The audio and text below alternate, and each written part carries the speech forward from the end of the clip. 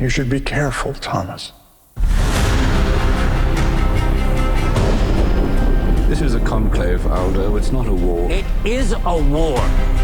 And you have to commit to a side. That is a look at the new film Conclave. It's hitting theaters today, and there's already a lot of Oscar talk surrounding this Vatican-focused thriller that's about the secretive process of selecting a new pope. So there's lots of intrigue around this one, but does it live up to the hype? CBC News' senior entertainment reporter Eli Glasner is here with us, as he is every Friday. Let's talk about this movie, Eli. Where does the story start? The Pope is dead. And so we've reported on this before. The machinery begins. All these, elaborate sequence of events are set in motion. Cardinals gathering from around the world in the Vatican. Ralph Fiennes, the one, the only, maybe you know him as Voldemort, amazing actor. He plays Cardinal Lawrence. There he is. And he has the hardest job of all because he is the manager of the other cardinals of this very secretive election. They lock the doors. There's iron sheets on the windows so they can't use lasers to hear the sound waves of what's happening inside. They are sequestered just before everything is locked down. Cardinal Lawrence's good friend, Cardinal Bellini, played by the one and only Stanley Tucci, arrives as they debate what happens next. Take a look.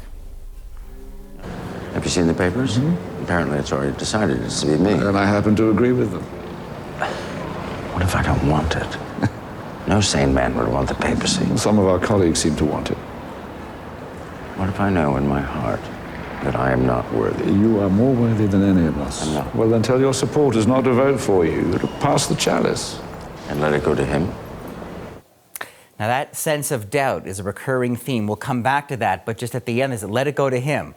Who's that him that they are talking about? That is Tedesco. He is the Italian cardinal. And this is a cardinal that is frustrated that they're not still giving prayers in Latin. He wants, some would say, the church to go backwards. Others are pushing the church to go forward, more progressive. Now, I had a chance to talk to Mr. Tucci about his performance. Very interesting because he himself is a lapsed Catholic. And his character, because Tucci, he can be so amiable on screen, and he starts very quiet in what he's saying, and then the character changes. So we spoke about Bellini's motivations.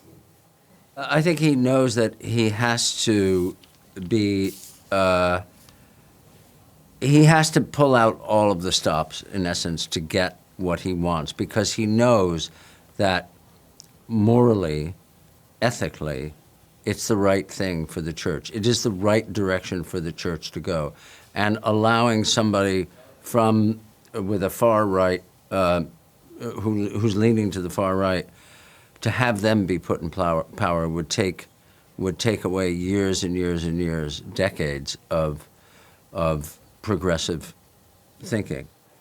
So as quiet as he can be, how far will Bellini go morally and ethically? We're talking about God. We're talking about the future of this church. What do you do? What should you do? And so this is what's so interesting, because they close the doors. And now this is political. This is strategic, as all the various cardinals are maneuvering this host of characters, including Cardinal Tremblay, who I believe in the film is supposed to be Canada's cardinal, played by, who is he played by? I have forgotten for a moment. John Lithgow. And so there's already questions about him in terms of, did he have the last meeting with the Pope? What did the Pope say to him before he died? Is he supposed to be there in his room? And so there are all these questions going on as Cardinal Lawrence is trying to figure out what to happen. But remember, they're locked inside.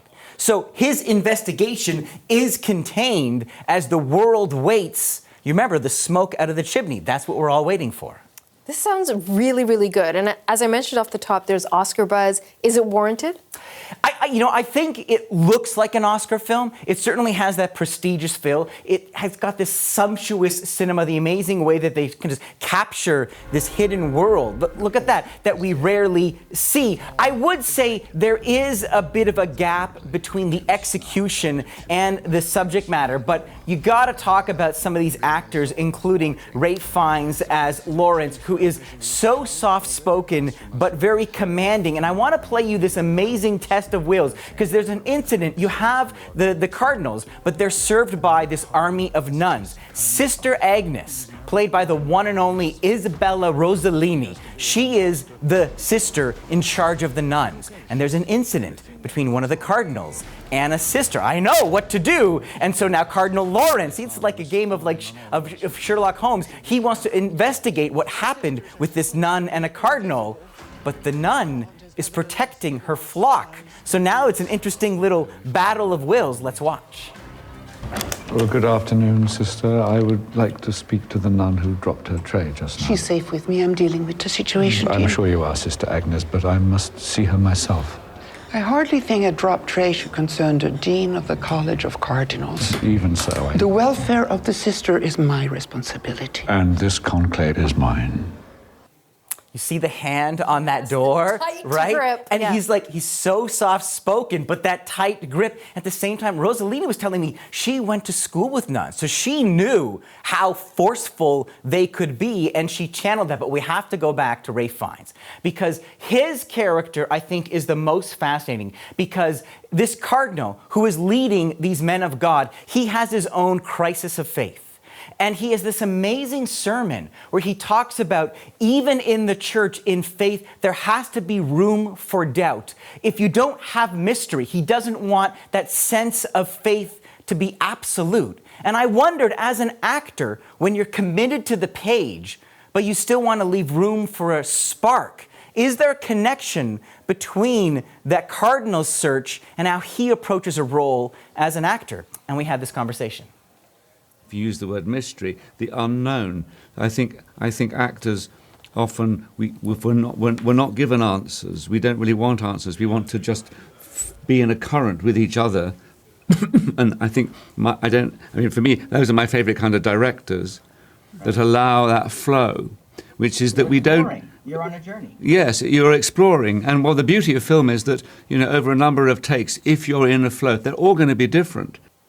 So I love what he's saying there. You have to kind of leave yourself open to that possibility, right? It's an interesting dance because you have the dialogue, and this is an exquisitely constructed film, so you can't really improvise. You can't mess around with what you're doing, but at the same time, it's about performance and then trying one thing and trying another thing, and maybe on the third or fourth take, you find something. And he was saying the director, Edward Berger, he was able to help them make those discoveries. Now, I wish I could tell you that led to a film that is loose and lively and has these amazing moments of discovery, but in effect, it's almost the opposite. If I had to compare Conclave to anything, it would be an airport novel. You know the kind of page turner you pick up when you're getting on the plane and you start reading it and you're flipping the pages and maybe you even arrive and you go, oh, well, I need to keep reading. This is that kind of story where I don't think it's as deep an exploration about faith, but the plotting, the twists and the turns